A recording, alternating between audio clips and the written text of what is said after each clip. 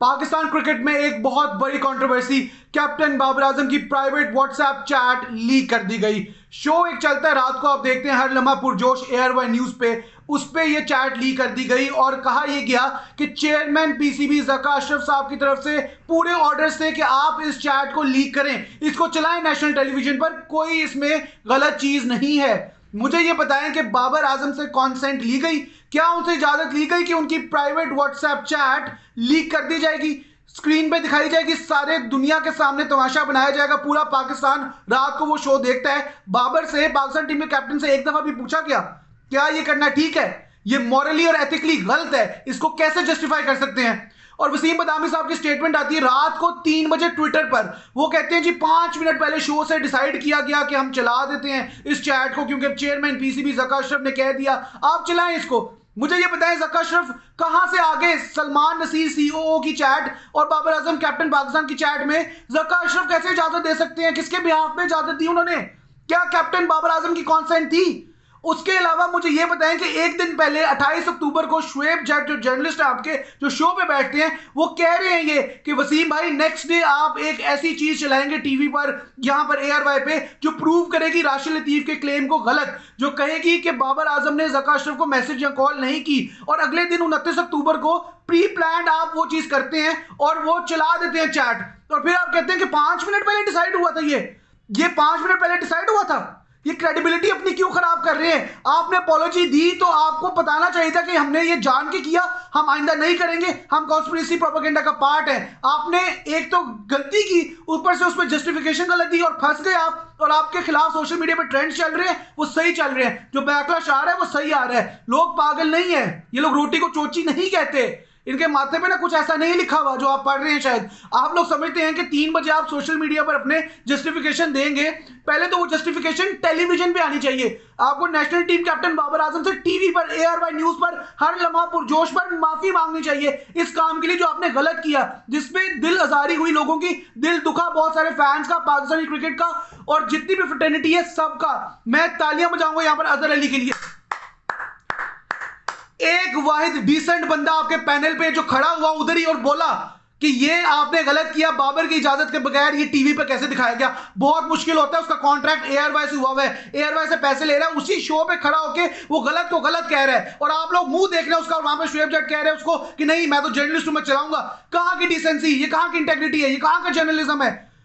आपके लिए दोबारा से तालियां जो आपने स्टैंड लिया, और वकार यूनुस के लिए भी तालियां जो वकार यूनुस ने ट्वीट की। वहां पर वकार यूनुस को ज़का अशरफ साहब ने एयर जो एशिया कप था उसकी रूनमाई पे ट्रॉफी की बुलाया था, उन्होंने ज़का अशरफ और ये एयरवाई न्यूज और सलमान इकबाल सबको टैग करके पूछा सवाल कि बाबर आजम पे मिड टूर्नामेंट क्यों आप लोग कॉन्स्पिरेसी चला रहे हैं, क्यों उसको प्रेशराइज कर रहे हैं, क्यों एजेंडा चला रहे हो, पाकिस्तान का एसेट है मिड टूर्नामेंट, उन्होंने ये पूछा है। ये बहुत बड़ी बात है। एक वकार यूनुस फॉर्मर पाकिस्तान क्रिकेटर पूछ रहा है सवाल कि गलत को गलत कह रहे हैं। आजकल लोग गलत को गलत भी नहीं कहते हैं, अगर वो कॉन्ट्रैक्टेड है किसी चैनल के साथ तो ऐसे जिप लग जाती है उनके मुंह पे, बोलती बंद हो जाती है, बोलते ही नहीं है। ये अजहर अली और वकार यूनुस ने बहुत बड़ी बात की है, बोलकर एटलीस्ट गलत को गलत का है। और वसीम बदामी साहब आपकी गलत जस्टिफिकेशन है, पूरी दुनिया ने 28 29 अक्टूबर दोनों डेज के शोज देखे थे आपके।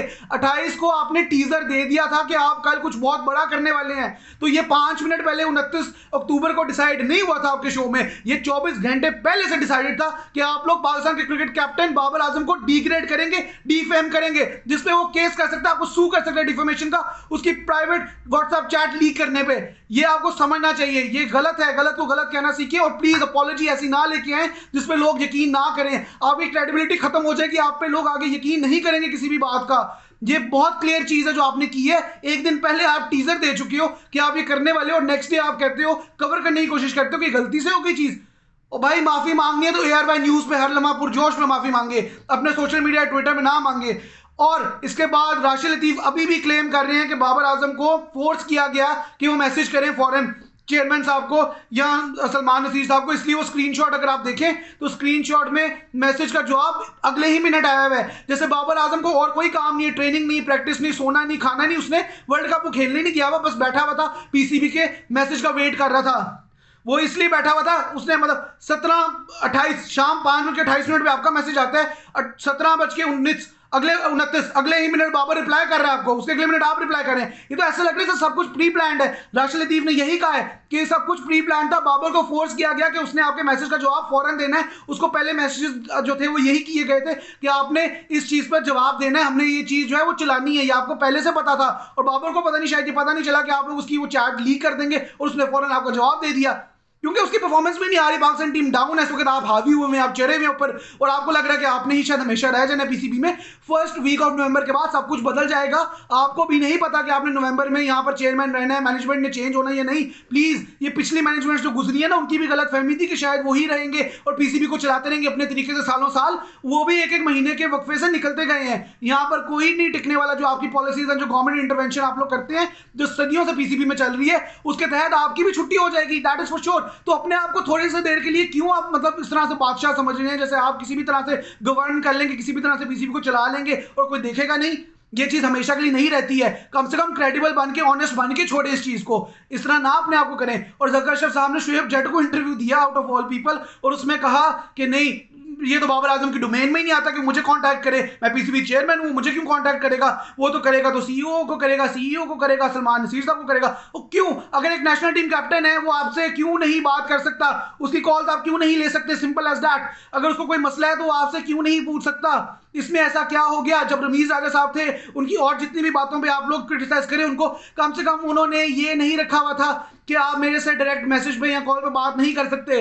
ये नहीं होता कि आप एक पॉलिसी बना दें कि जी मुझसे बात सिर्फ तभी होगी जब पहले सीईओ से बात होगी, मेरे तक वाइस प्रेसिडेंट बात पहुंचाएगा, मैं तो सब कुछ हूं, पीसीबी चेयरमैन से तो कैप्टन बात नहीं कर सकता। ये नहीं चलता। इस पे एआरवाई को अपोलोजाइज करना चाहिए, उनकी मैनेजमेंट ओनर को, सबको अपोलोजाइज करना चाहिए, नेशनल टेलीविजन पे करना चाहिए। बाबर की परफॉर्मेंस को तो कोई कर ही नहीं रहा डिफेंड, पाकिस्तान टीम की परफॉर्मेंस को कोई डिफेंड ही नहीं कर रहा। जो उनकी परफॉर्मेंस आई है वो खराब परफॉर्मेंस है, उसको डिफेंड करना नहीं बनता। लेकिन आप लोग इसमें मजीद ना चीजें ये डालें जिससे पाकिस्तान टीम के कैप्टन का वकार जो है वो उस पर कोई ठेस आए, पाकिस्तान टीम की क्रिकेट की क्रेडिबिलिटी पे ठेस आए, आपकी क्रेडिबिलिटी खराब हो। इस पे जवाब चाहिए, इस पे जवाब दें। वीडियो को शेयर करें जितना शेयर कर सकते हैं, मुझे कमेंट चाहिए इस पे, जितने आप कमेंट्स करेंगे उससे पता चलेगा कि आप लोग किस साइड पे हैं। Are you side towards Akash and PCB, और are you towards Babar Azam? Who is right, who is wrong, ये आप लोग कमेंट करके बताएं।